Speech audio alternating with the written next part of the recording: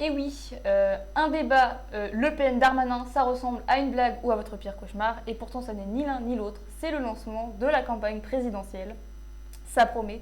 Donc c'est un débat qu'on a pu voir la semaine dernière. Donc Le Pen, pourquoi elle y a participé? Pour se normaliser, pour apparaître tout à fait fréquentable à côté de Darmanin. Et Darmanin, le simple fait de s'opposer à Le Pen, c'était une façon d'incarner l'alternative, c'est-à-dire La République en marche, pour retrouver la même situation qu'en 2017 avec cette histoire de vote utile. Mais c'est une alternative qu'il est plutôt difficile d'incarner quand Marine Le Pen sort ça. Moi, ce que je ne comprends pas, Monsieur Darmanin, et j'en reviens à votre livre parce que je l'ai lu avec beaucoup d'attention. Et objectivement, à part quelques incohérences dont on aura peut-être l'occasion de parler plus tard, mais j'aurais pu le signer, ce livre. Ça va aller. Si, j'aurais pu le signer. C'est étonnant, je vous le dis. ça. Ça, c'est un baiser empoisonné, ça, Gérald Non, Darmanin. pourquoi empoisonné? Non, justement. Ça veut dire que... C'est-à-dire que vous êtes d'accord, en fait, les deux? Vous êtes d'accord sur tout? Écoutez, C'est là où vous on comprend pas. décrivez là C'est l'islamisme pourquoi vous comprenez de pas, pourquoi vous manière comprenez pas la loi. extrêmement claire. Voilà, c'est un petit peu embarrassant, Marine Le Pen qui vous dit qu'elle aurait pu signer votre livre. Et puis, du coup, toujours dans le prolongement de ce lancement de campagne présidentielle, on a aussi eu Bruno Le Maire qui est passé sur BFM TV. Et c'est vrai que les extraits, en fait, BFM TV a découpé son interview en extraits et les titres en disent long. On a par exemple, du coup, Le Pen peut gagner, donc toujours cette incitation à voter utile pour retrouver la même situation qu'en 2017. On a aussi des sujets, une dette ça se rembourse, la réforme des retraites, enfin voilà, pour séduire la droite libérale. Et puis il annonce qu'il sera aux côtés de Macron en 2022, donc on a bel et bien un lancement de la campagne présidentielle, et ça promet. Voilà. Oh oui, ça promet et ouais. Non mais cette espèce de débat qui n'en est pas un, tout le monde en a entendu parler, mais en même temps... faut quand même rappeler que dans le même temps, il y avait Mélenchon qui était sur C8. Alors, c'est pas la gloire en vérité. Par contre, c'est le début, comme tu le dis, le début de la campagne présidentielle. Et c'est intéressant de voir qu'on a d'un côté Darmanin-Le Pen et de l'autre côté Mélenchon. Bon, écoutez, les dés sont jetés. Hein. On peut penser ce qu'on veut de tous les candidats, mais enfin, c'est comme ça. C'est le choix qu'on a. On a le choix entre ces trois chevaux-là. J'ai l'impression que c'est parti, quoi. C'est parti tristement, mais c'est parti quand même, quoi.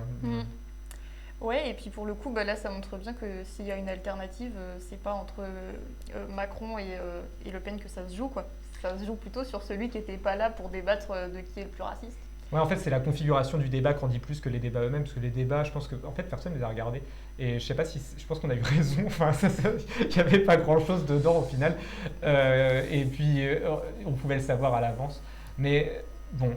Ce qui était intéressant, c'était juste cette espèce de configuration générale de cette soirée-là électorale. C'est une soirée qui était faible en audimat. Alors c'est quand même énorme.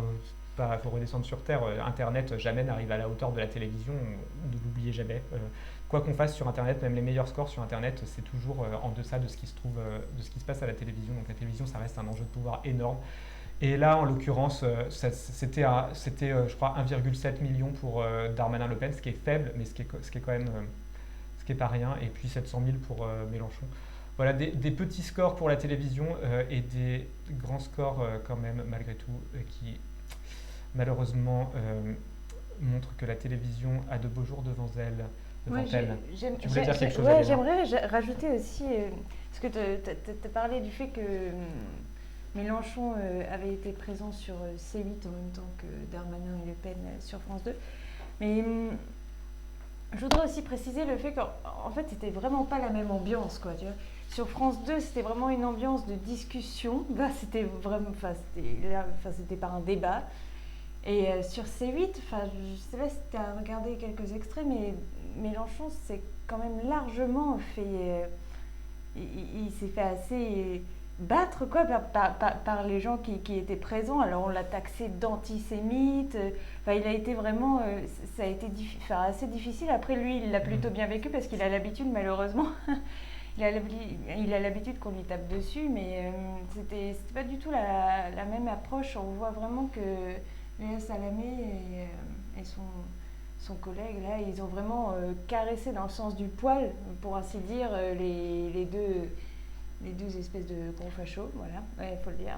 Et alors que Mélenchon, en parallèle, lui, il a des idées somme toute respectables, etc. Et c'est lui qui s'est fait taxer pour le coup d'antisémite et de tout ce qui s'ensuit. Donc je trouve. Ouais, des attaques. C'est vrai que Darmanin-Le Pen, de ce qu'on a pu voir, moi j'ai pas regardé le débat en entier, mais de ce qu'on, excusez-moi, je me suis épargné cette souffrance.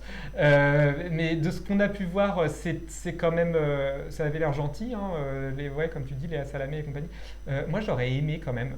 Darmanin, pourquoi pas faire un débat avec Darmanin, mais pourquoi est-ce que dans ces cas-là vous en voyez pas moi, j'aurais aimé voir un débat, c'est un peu un rêve, ouais, un vrai débat, genre Assa Traoré contre Darmanin, parce que je pense que Darmanin, il fait pas le poids et que d'un seul coup, on pourrait parler d'un sujet sérieux et d'un sujet qui s'appelle le racisme et dont personne parle en France. Oui, parce que oui. Et voilà, parce qu'en fait, on avait une soirée où deux racistes se sont servis la soupe, quoi, avec les présentateurs qui, ça tombe bien, pensaient la même chose.